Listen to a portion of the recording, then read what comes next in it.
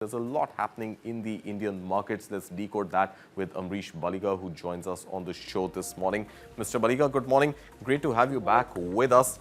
There's a lot of data and there's a lot of comparison which is being made in the Indian stock markets. Now, the Sensex fell nearly 700 points in trade yesterday, closing at below the 81,000 level. Now, that's a good 450 odd points lower than the 81,332 points exactly 1 year ago. And investors in the last 1 year have theoretically lost money on 30 of India's biggest companies. That's in a 1 year period.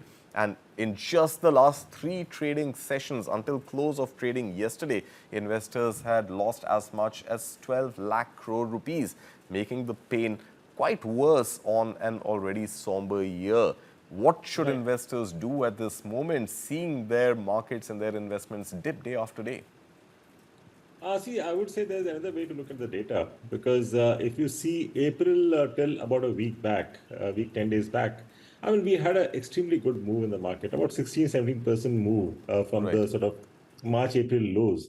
So what I see currently is a healthy correction from the higher levels which we had seen a few weeks back.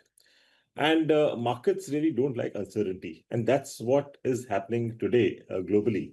Because the US India tariff, we still don't know as to when it will be signed and what could be the terms.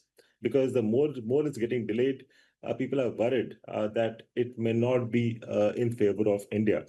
Now you have the Russia sanctions which are hanging. You don't know as to when that will come. I think the timeline given by President Trump has been reduced now.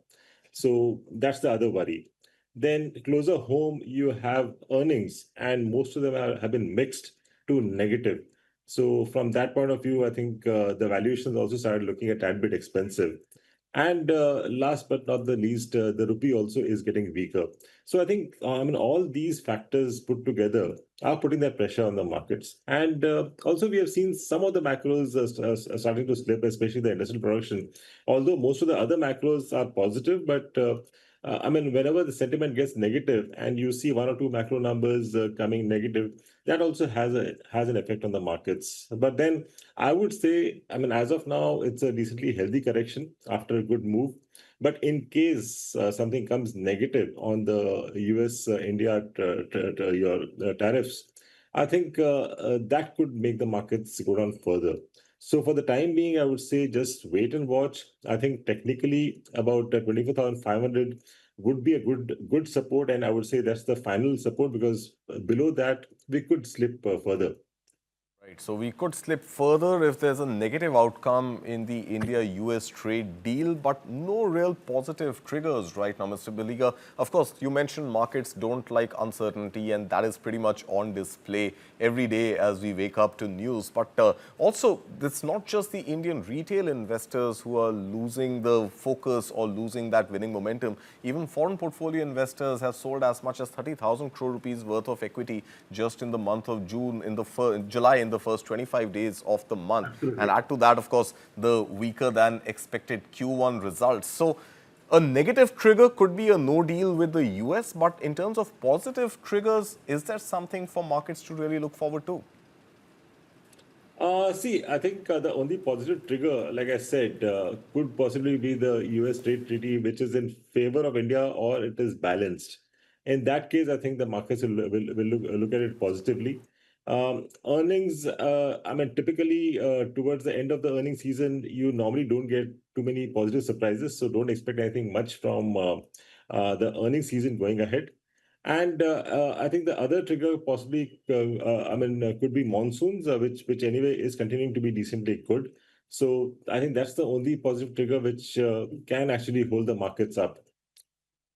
Well, let's hope that those positive triggers do come. But Mr. Baliga, there are also some trends which are emerging from what we've seen on the Indian stock markets. And one of them being that the IT sector, not just the Q1 results, but even its lack of innovation in building AI products is something which has really pulled down the mood of markets sustainably. And another thing that we are noticing as a trend in the markets right now is that investors are not really adopting the buy on dip philosophy. If anything, they are actually doing a sell on high philosophy. So not sure how that's really going to augur well going forward. especially also in the context of US markets, which are touching and breaking record highs, and that knock-on effect on Indian markets is missing. What's really going on? Why are we seeing this sort of a divergence, one between US and India, and second between just the pure investor strategy? The bullish strategy of buy on dip is now actually turning into what many are calling a bearish strategy of sell on high. I'm not too sure whether investors are really, like at least the retail Indian investors, I don't think are really selling on a major bounce back, except for possibly those people who have been stuck. I Okay, think the pressure is mostly from the FIIs, which you rightly said, I mean, have been major sellers in July. And the reason for FI selling is clearly whatever I said earlier. I mean, about the trade issues. I mean, we have the earnings which have started disappointing, and importantly, the rupee, which has turned weaker. So I think all these are the factors which are making the FI sell. At the same time, you have the US markets performing. So naturally, you have, I mean, funds moving to a market which performs better as compared to a market which is like underperforming. So right. I think that's all the reasons. But when you look at the domestic investors, I think that's the support which they are providing. Otherwise, the markets would have fallen more. That's right. Of course, domestic retail investors really holding the flag high, if you can call it holding it high right now. But yeah, with the FPS sell-off, I think the retail investors are here to save the day. And let's hope that story continues. But Mr. Baliga, I want to bring some other specific points up right now and help us understand if these are likely triggers that could cheer the mood of the market. First up, another rate cut by RBI. Potentially, maybe not August 6th, of course, we will get to know what the rate decision will be by the RBI MPC. But do you think that another rate cut by RBI or talks about lower inflation leading to a potential rate cut, and that's something the finance ministry is also hinting towards, is something that could cheer the mood of the market? That can cheer the mood of the market, but my personal feeling is that after a 50 bips cut last time, which was a surprise cut as compared to the expectation of 25, I think we could have a status quo on August 6th. But then if you're talking of the rest of the year, rest of the calendar year, I clearly expect either 50 bips cut, maybe at one shot or maybe in two installments of 25 bips. But then I think the commentary would be positive. I mean, that's what could actually support the markets and possibly not a rate cut.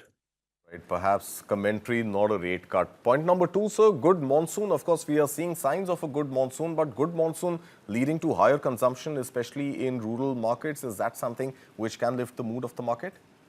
Exactly. I mean, that's what I said, that possibly that could be one trigger going Right, ahead.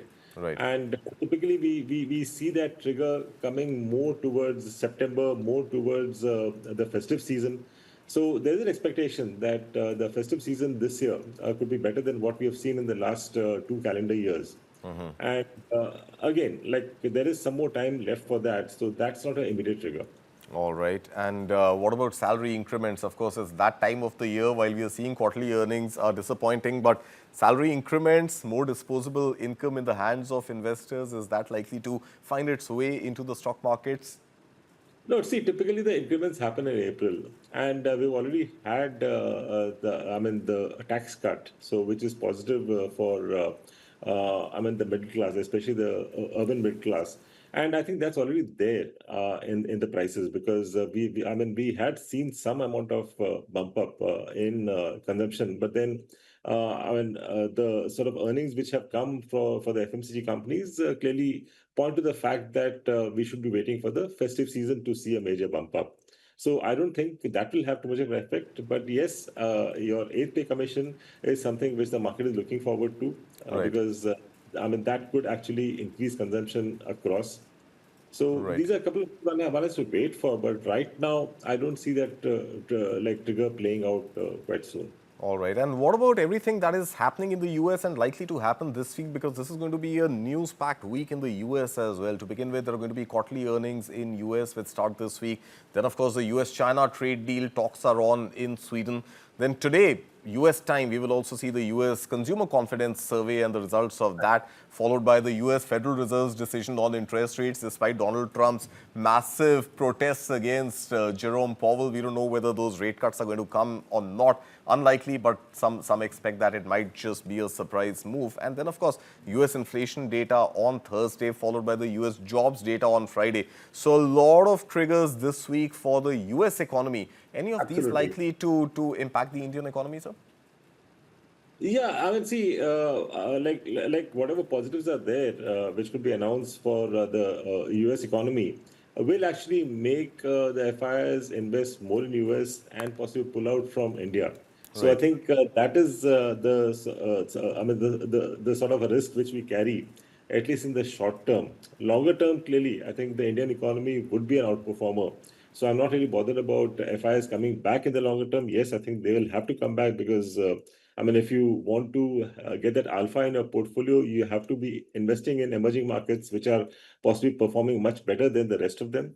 So typically, I think FIs would surely come back, but short term, yes, I think we have these issues on hand. And the Right. other point which I would like to also bring in is the sort of layoffs which are happening in the IT space. Right. I think it's just the beginning, and we Uh-huh. could have much more falling. And that's one thing which can possibly have an effect on consumption to a certain extent going ahead. Right, of course, IT layoffs is the big story, and in fact, statements coming from the IT ministry as well as from NASSCOM, and many now believing that the IT sector is at this tipping point, inflection point right now. And some HR experts that we've spoken to, Mr. Baliga, are saying that the problem or the epidemic may not be restricted only to IT companies, and these layoffs by virtue of AI and AI required solutions could actually spread across other industries as well. So one final question to you. IT stocks the only ones to be worried about, sir, or should this layoff threat be viewed across other sectors as well? See, I mean, as far as IT is concerned, yes, I think this would be across, I mean, all the larger ones as well as the mid-sized ones. And the other threat which is there for the IT sector as such, I mean, at least the listed entities, is that the large customers are setting up global capability center. That's I right. think this could be the other threat as far as the IT sector is concerned. And because of AI, I mean, if there are layoffs in the other sectors, that would be positive for those sectors because they would be actually like reducing cost. I mean, the same thing can happen in IT, but I think that's going to take much longer to reflect on the balance sheet as compared to the other sectors which where there could be a layoff because of AI. All right, Mr. Baliga, let's leave it at that. Thank you so much for your time this morning. Meanwhile, we are seeing slight recovery in the markets. In fact, markets had started with slight cuts, but that seems to now be paired out and the Sensex is now flat.